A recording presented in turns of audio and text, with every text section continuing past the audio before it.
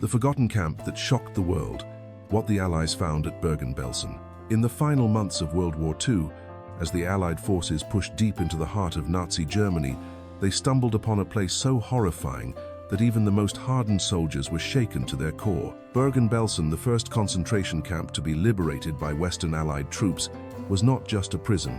It was a landscape of death, suffering, and despair on a scale few could imagine. Until that moment, the only detailed accounts of such camps in the West had come from Soviet soldiers who had liberated other camps in Poland. Their reports had been so harrowing that some in the West doubted them, dismissing them as exaggerations or propaganda. But what the British and Canadian troops found at Bergen Belsen proved the Soviets had, if anything, understated the truth. We must warn you, the story you're about to hear is brutally real. In it, we will walk through the gates of Bergen Belsen alongside those soldiers, witness the unimaginable suffering of its prisoners, and follow the tragic fate of a famous figure who perished there. We will also uncover the cruel transformation of this camp from a military facility to a site of unimaginable human misery, and how the world first learned the full scope of Nazi brutality. What happened at Bergen Belsen is not just history, it is a warning, a reminder of the depths to which humanity can sink when cruelty becomes a system and compassion is stripped away. Before Bergen Belsen became synonymous with human suffering, it was simply a patch of land near the villages of Bergen and Belsen in Lower Saxony, Germany. In 1935, the Wehrmacht began constructing a large military training complex there, the biggest in Germany at the time, designed primarily for armored vehicle drills. By 1937, the barracks and infrastructure were complete, and the site became known as the Bergen-Hohn Training Area, a base that, astonishingly, still exists today under NATO use. The workers who built the original facilities were housed in makeshift camps in nearby Fallingbostel and Bergen. One of these would later be known as the Bergen Belsen Army Construction Camp. For a short time, this camp fell silent, abandoned after the training site was finished in 1938-39. But the quiet wouldn't last. When Germany invaded Poland in September 1939, the huts found new occupants. They became a prisoner of war camp for soldiers captured by the Wehrmacht.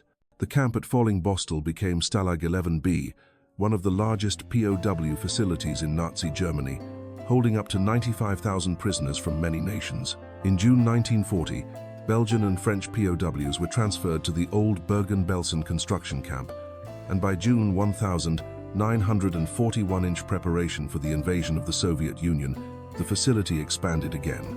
It became Stalag 11C, designed to hold 20,000 Soviet prisoners of war. What followed was catastrophic. By March 1942, around 41,000 Soviet POWs had perished in Stalag 11C and its two sister camps in the region, most dying from starvation, disease, and exhaustion. By the war's end, the death toll would climb to 50,000. In early 1945, when the Wehrmacht handed the camp over to the SS, the cemetery held the remains of more than 19,500 dead Soviet soldiers. In the summer of 1943, Stalag 11C was dissolved. Bergen Belsen became an annex to Stalag 11B, serving as a hospital for Soviet POWs, though hospital is a cruel misnomer. Most patients died there, victims of the same hunger and neglect that had claimed so many before. By August 1944, another dark chapter began. Part of the camp was repurposed as a women's camp, and later still, as a holding ground for Jews who might be exchanged for German citizens held abroad. While these exchange prisoners were initially treated with less brutality than other captives, their relative privilege offered little protection in the camp's worsening conditions. Step by step, Bergen Belsen was being transformed from a military facility into a cog in the Nazi concentration camp system, a place where life expectancy was measured not in years, but in weeks. By early 1945, Bergen Belsen was no longer a mere holding site for prisoners. It had become a vortex of death. The change was swift and merciless. In January of that year, as the Red Army swept through Eastern Europe, the Nazis began evacuating camps in Poland and beyond. Tens of thousands of prisoners, many already on the brink of collapse, were crammed into cattle cars or forced to march for days through the snow without food, water, or rest. Those who survived the journey were dumped into Bergen Belsen. The camp population exploded from 22,000 prisoners in February 1945 to over 60,000 by mid-April. But these numbers only tell part of the horror. With each arrival, Disease and starvation spread faster. Sanitation collapsed entirely. Typhus, dysentery, and tuberculosis swept through the barracks. Food was so scarce that inmates gnawed on scraps of leather or grass, desperate to fill their stomachs. The guards, far from helping, became increasingly brutal, and in some sections of the camp, sadistic medical experiments were carried out, many aimed at sterilizing Jewish women to prevent them from having children.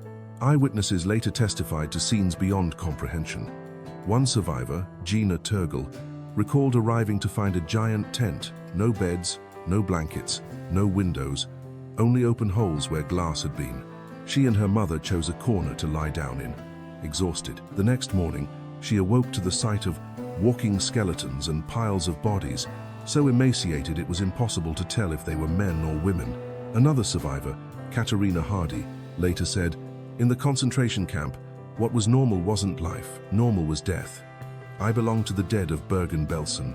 By the time British and Canadian troops reached the camp on the 15th of April, 1,945, over 13,000 unburied corpses littered the grounds. The soldiers entered to a stench so overpowering that some vomited on the spot. BBC journalist Richard Dimbleby, who accompanied them, described a ghostly procession of skeletal people, wandering aimlessly, some lying with their heads resting on the dead.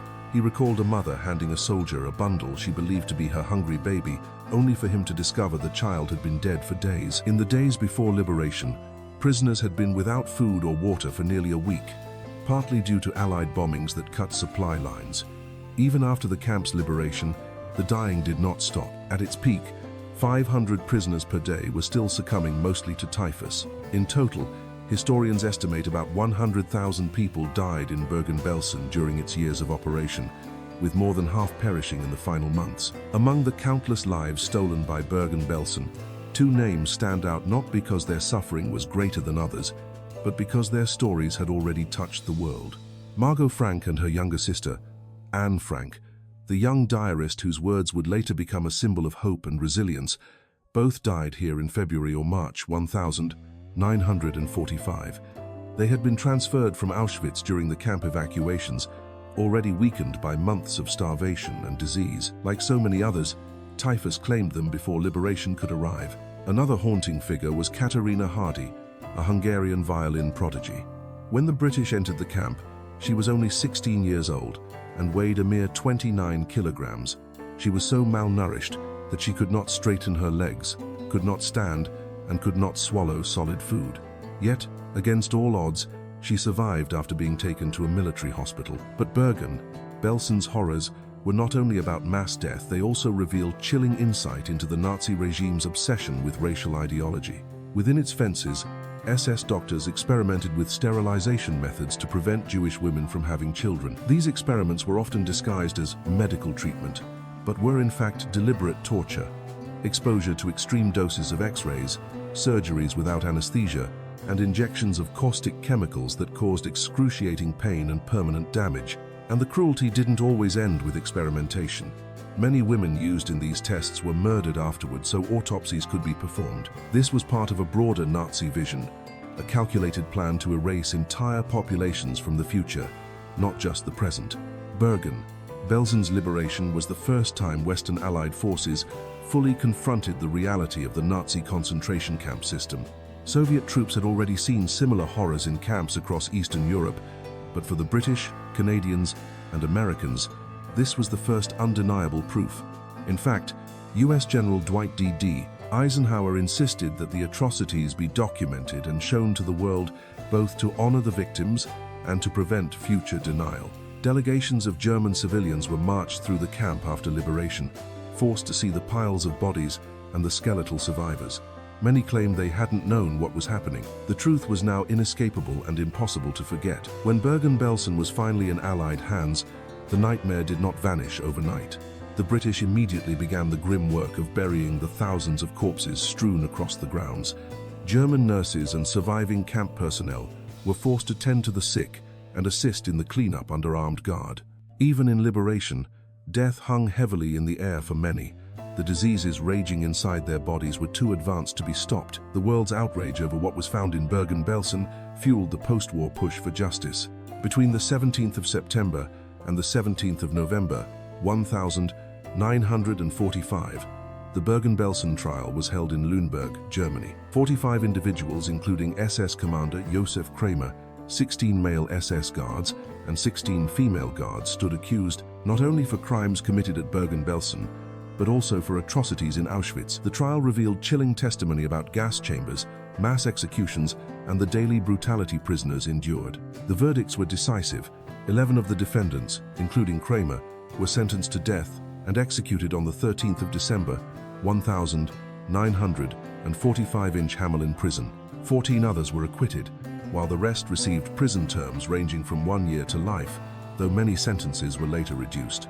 Even today, the full human toll of Bergen Belsen remains uncertain. Between 1943 and 1945, approximately 120,000 people passed through its gates, but the names of only about 55,000 are known. This gap exists because the SS destroyed much of the camp's documentation before fleeing. Still, the fragments that survived have given families some measure of closure and have ensured that the victims are not erased from history. Bergen Belsen's story is one of the darkest chapters of the 20th century. It reminds us not only of what happened when hatred was weaponized, but also of the responsibility we bear to remember.